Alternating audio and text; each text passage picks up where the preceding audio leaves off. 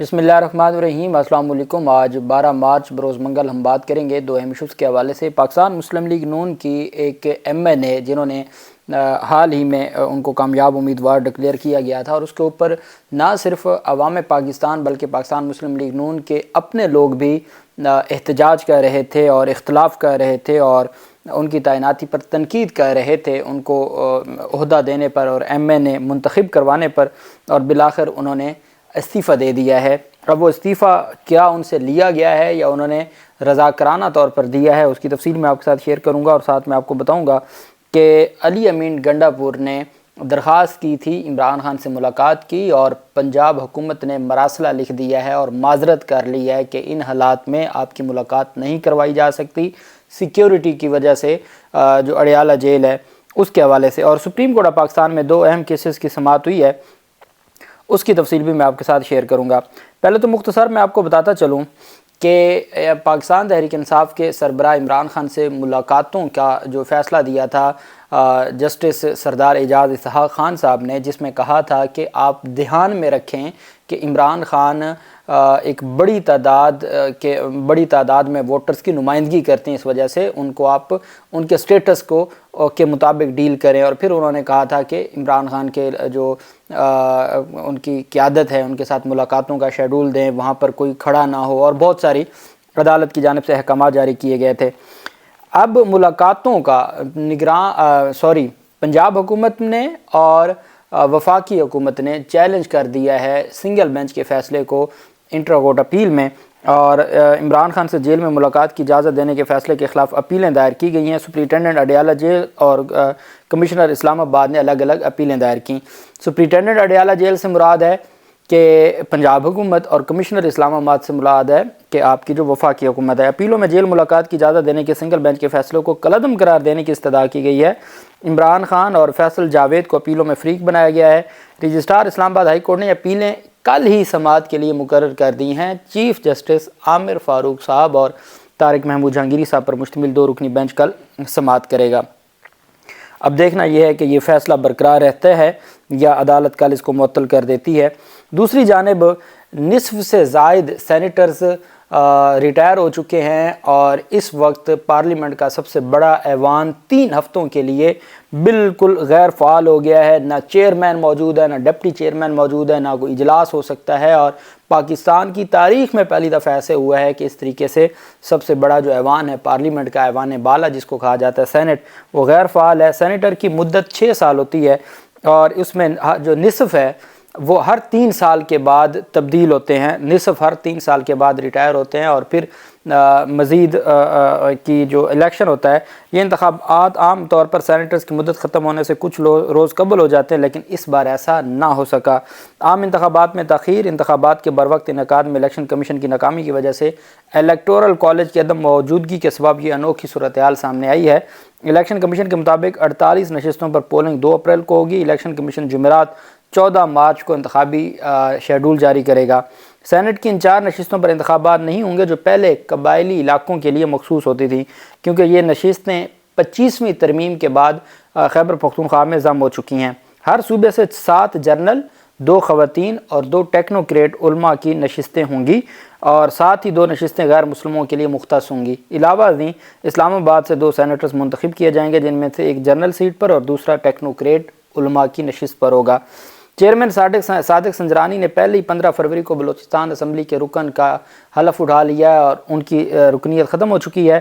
اور دوسری جانب جو ڈپٹی چیئرمین تھے مرزا محمد آفریدی، وہ پہلے ہی ریٹائر ہو چکے ہیں۔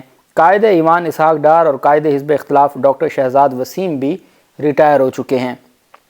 کاغذات نامزدگی الیکشن کمیشن سیکریٹریٹ اسلام آباد کے علاوہ پنجاب، سندھ، خیبر پختونخوا اور بلوچستان میں ہوگا۔ ریٹائر ہونے والوں میں سے صرف 7 کا تعلق پاکستان تحریک انصاف میں سے ہے۔ ان میں اپوزیشن لیڈر کے علاوہ اعظم سواتی، فیصل جاوید خان اور ولید اقبال شامل ہیں، اور جو پہلی بار 2015 میں سینٹ میں آنے والی پارٹی پنجاب اور خیبر پختونخوا اسمبلی میں اپنی عددی اکثریت کی وجہ سے مارچ 2021 میں سینٹ کی واحد سب سے بڑی سیاسی جماعت بن گئی تھی، اور پیپلز پارٹی کے 21 میں سے 12 سینیٹرز، نون لیگ کے 16 میں سے 11 سینیٹرز کی مدت مکمل ہو چکی ہے، اور اس طریقے سے پاکستان تحریک انصاف کے سینیٹرز زیادہ ہوں گے۔ اور اب جو نئی اپوائنٹمنٹ ہوگی، چونکہ اب مخصوص نشستیں پی ٹی آئی کو نہیں دی گئیں، اور باقی فارم 45 کا معاملہ 47، اس طریقے سے پاکستان تحریک انصاف کو جو ان کی نشستیں تھیں وہ نہ مل سکی، اور اس کا پھر ڈائریکٹ اثر پڑنا ہے سینٹ کے انتخابات میں، اور اسی مقصد کے لیے یہ سارا معاملہ ہوا۔ دوسری جانب وزیر اعلیٰ خیبر پختونخوا کا خواتین کی وراثتی قوانین میں ترمیم کا فیصلہ کیا گیا ہے، اور بڑے تگڑے فیصلے کیے جا رہے ہیں قانونی سطح پر گنڈا پور کی جانب سے۔ گنڈا پور نے خواتین کو وراثت میں حصہ دینے کے لیے قوانین میں ضروری ترامیم اور لینڈ ریکارڈ جو اب تک کمپیوٹرائز کرنے کی ہدایت کر دی ہے۔ خیبر پختونخوا کی وزیر اعلیٰ خیبر پختونخوا کی زیر صدارت بورڈ آف ریونیو کا اجلاس ہوا، جس میں بورڈ آف ریونیو کے انتظامی معاملات، اصلاحات اور دیگر امور پر علی امین گنڈا پور کو بریفنگ دی گئی۔ وزیر اعلیٰ نے وراثت میں خواتین کو حق دلانے کے لیے قوانین میں ضروری ترامیم کرنے کی ہدایت کی، اور حکم دیا کہ صوبے میں لینڈ ریکارڈ کمپیوٹرائز کرنے کا پہلا مرحلہ جون 2024 تک مکمل کیا جائے۔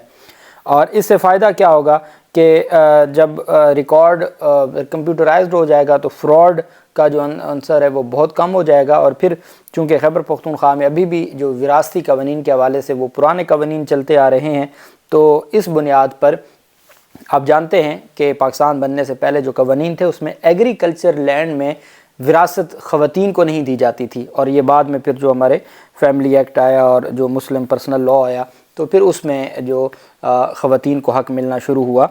تو دوسری جانب جو وزیر اعلیٰ خیبر پختونخوا کو اڈیالہ جیل دورے سے روک دیا گیا ہے، اور ہوم ڈپارٹمنٹ پنجاب کی جانب سے خیبر پختونخوا حکومت کو آگاہ کیا گیا ہے۔ محکمہ داخلہ کے مطابق پنجاب حکومت نے اڈیالہ جیل سمیت مختلف جیلوں میں ملاقاتوں پر عارضی پابندی عائد کر رکھی ہے۔ محکمہ داخلہ کے مطابق مختلف جیلوں میں ملاقاتوں پر پابندی سیکیورٹی خدشات کے باعث ہے۔ موجودہ سیکیورٹی صورتحال میں وزیر اعلیٰ خیبر پختونخوا کا دورہ مؤخر کیا جائے، اور جب حالات بہتر ہو جائیں گے تو تب وہ تشریف لا سکتے ہیں، یہ اس میں کہا گیا ہے، اور وزیر اعلیٰ خیبر پختونخوا کو روک دیا گیا ہے۔ انہوں نے خط لکھا تھا کہ ملاقات کرنی ہے عمران خان سے، اور پھر پنجاب حکومت کے ہوم ڈپارٹمنٹ کی جانب سے یہ جواب دیا گیا۔ سپریم کورٹ آف پاکستان میں ایک کیس کی سماعت تھی، اور یہ ایک اراضی سے متعلق کیس تھا۔ چترال میں اراضی تنازع کیس میں چیف جسٹس قاضی فیض عیسیٰ کی سربراہی میں 3 رکنی بینچ نے سماعت کی۔ دوران سماعت قاضی فیض عیسیٰ نے ریمارکس دیے کہ مفروضوں پر کیس نہیں چلا سکتے۔ قاضی فیض عیسیٰ صاحب نے وکیل درخواست گزار سے مکالمہ کرتے ہوئے کہا کہ کوئی ثبوت ہے تو دکھا دیں۔ دوران سماعت وکیل درخواست گزار کی جانب سے پارٹیشن جو تقسیم تھی برصغیر کی، اس کو پارٹیشن کا ورڈ بار بار استعمال کر رہے تھے کہ پارٹیشن سے پہلے یہ ہوا اور بعد میں یہ ہوا قوانین پہ، تو اس پر قاضی فیض عیسیٰ صاحب نے کہا کہ آپ پارٹیشن نہ کہیں، آپ کہیں آزادی سے پہلے اور آزادی کے بعد، چونکہ 1947 کے بعد ہم آزاد ہو گئے ہیں according to the chief justice of Pakistan, کہ پارٹیشن کا ورڈ استعمال نہ کریں، آزادی کا کریں، آزادی کے بعد کے الفاظ استعمال کریں۔ پارٹیشن کے الفاظ ہندوستان والے کہہ سکتے ہیں کیونکہ وہ کبھی حکمران نہیں رہے، ہمیں فخر سے آزادی حاصل کرنے کے الفاظ کو استعمال کرنا چاہیے، اور یہ فرماتے ہوئے عدالت نے ان کی جو درخواست تھی اس کو مسترد کر دیا۔ دوسری طرف مارگلہ کی ملکیت سے متعلق ایک کیس کی سماعت ہوئی، اور چیف جسٹس قاضی فیض عیسیٰ صاحب کی سربراہی میں اہم سماعت تھی۔ سپریم کورٹ نے مونال گروپ آف کمپنیز کی جانب سے دائر درخواست کی سماعت کرتے ہوئے حیرت کا اظہار کیا کہ مارگلہ ہلز نیشنل پارک کو اداروں کے گراس فارم میں کیسے تبدیل کیا جا سکتا ہے۔ عدالت میں سماعت ہوئی، اور 21 جنوری 2022 کو اسلام آباد ہائی کورٹ کے دیے گئے فیصلے کے خلاف اپیل پر سماعت ہوئی۔ اطہر من اللہ صاحب فیصلہ دے کے گئے تھے۔ اس فیصلے میں عدالت نے حکومت کو مارگلہ کی خوبصورت پہاڑیوں پر واقع مونال ریسٹورنٹ کو سیل کر کے اسے قبضے میں لینے کا حکم دیا تھا۔ اس کے علاوہ اسلام آباد ہائی کورٹ نے انتظامیہ کو مارگلہ ہلز نیشنل پارک میں 8600 ایکڑ زمین کے حقیقی مالک کی نشاندہی کرنے والے بیان کو جمع کروانے کا بھی حکم دیا تھا۔ بعد ازاں 22 مارچ 2022 کو سپریم کورٹ نے اسلام آباد ہائی کورٹ کے 11 جنوری کے CDA اور اسلام آباد وائلڈ لائف مینجمنٹ بورڈ کو ریسٹورنٹ کو قبضے میں لینے اور اس کے اطراف کے علاقوں کو سیل کرنے کے فیصلے کو معطل کر دیا تھا۔ عدالت میں سماعت ہوئی تو عدالت میں دوران سماعت چیف جسٹس قاضی فیض عیسیٰ صاحب نے حیرت کا اظہار کرتے ہوئے دریافت کیا کہ کیا RVFD ایک قانونی ادارہ ہے، لیکن انہوں نے بتایا گیا کہ یہ جنرل ہیڈ کوارٹر GHQ کے تحت کام کر رہا ہے۔ تاہم چیف جسٹس نے مشاہدہ کیا کہ صرف ایک قانونی ادارہ ہی سپریم کورٹ کے سامنے جواب داخل کرا سکتا ہے، اور میں حیران ہوں کہ معاہدے میں یہ اجزاء کیسے شامل ہیں۔ اس پر ایڈوکیٹ عرفات احمد نے عدالت کو بتایا کہ یہ زمین CDA کی ملکیت ہے، اور وہ اسے کسی دوسرے ادارے کو منتقل نہیں کرے گی۔ ملکیت کے سوال پر حکومتی وکیل کی की जानिब से हिचकिचाहट देखने को मिली और चीफ जस्टिस ने कहा कि ज़मीन सिर्फ हुकूमत की है, इदारों की नहीं। मोनाल रेस्टोरेंट की नुमाइंदगी करने वाले एडवोकेट सलमान अकरम राजन ने दलाल दिए कि RFVDS ज़मीन की मलकियत का दावा करता है जहां रेस्टोरेंट वाक़ और यह मामला सिविल कोर्ट का मौजू है ताकि इस बात का तयन किया जाए कि कौन असल मालिक है। उन्होंने कहा कि उनके मौक्किल बाकायदगी से माना किराया मुतल्लिका अदालत में जमा करा रहे हैं, ताहम अगर CDA को मालिक करार दिया जाएगा तो उन्हें खुशी होगी। अदालत के एक सवाल पर कि किसने ज़मीन के कब्ज़े को मुनार रेस्टोरेंट के ज़रिए इंतज़ाम किया तो सलमान अकरम राजा ने तस्लीम किया कि यह CDA ने किया था। बेंच के रुकन जस्टिस इरफान सादत ने इस्तफसार किया कि क्या दरख्वास्त गुजार ये ऐलान मांग रहा है कि मुनाल इंतज़ामिया CDA के बजाय RVFT की कानूनी लीज़ होल्डर है। चीफ जस्टिस ने कहा कि इंतज़ामिया के पास अपने मालिक मकान के इंतखाब का हक़ नहीं है। उन्होंने मुशाहिदा किया कि उस वक्त रेस्टोरेंट कानून से तजावुज़ करने वाला इदारा था क्योंकि लीज़ के मुआहदे की मियाद ख़त्म होने के बाद कब्ज़ा गैर कानूनी हो गया था। और फिर उसके बाद डिटेल इसके ऊपर आर्गूमेंट्स हुए और सलमान अकरम राजा साहब ने आर्गूमेंट्स दिए और इस तरीके से अदालत में ये सारा मामला चला। आखिर में हम बात कर लेते हैं पाकिस्तान मुस्लिम लीग नून की मखसूस नशिस्तों पर इंतखाबात में कामयाब करार दिए जाने वाली मरियम इकराम, ये पाकिस्तान तहरीक इंसाफ से थी। 9 मई के वाक़यात में भी इनकी तस्वीर और इनके इन्वॉल्वमेंट के बारे में कहा गया था और फिर उसके बाद इन्होंने पाकिस्तान तहरीक इंसाफ को छोड़ दिया था। सोशल मीडिया पर कोई टिकटॉक वगैरह भी शायद चलाती हैं। तो पाकिस्तान मुस्लिम लीग नून ने उनको मखसूस नशिस्तों पर मरियम इकराम को MNA मुंतखब कर दिया, जमात ने मुंतखब किया क्योंकि मखसूस नशिस्तें थीं। मखसूस नशिस्तों पर उस पर फिर बहुत ज़्यादा तनकीद की जा रही थी। अब जो तफसीलात सामने आई हैं और उसके मुताबिक जो व्यू न्यूज़ है, वी न्यूज़ की जानिब से ये दावा किया गया है कि मुस्लिम लीग नून ने सोशल मीडिया पर तनकीद के बाद मरियम इकराम को असम्बली रुकनीत से दस्तबरदार होने का पैगाम पहुँचाया, जिसके बाद मरियम इकराम ने इस्तीफ़ा दे दिया है। पाकिस्तान मुस्लिम लीग नून की MNA ने मखसूस नशिस्तों पर MNA ने इस्तीफ़ा दे दिया है और साथ उनका ये भी कहना है मीडिया ज़राए का कि लीगी क़यादत के इल्म में नहीं था कि वो इस तरह के मामलात में मुलव्वस थीं या उनकी सोशल मीडिया सरगर्मियाँ क्या हैं।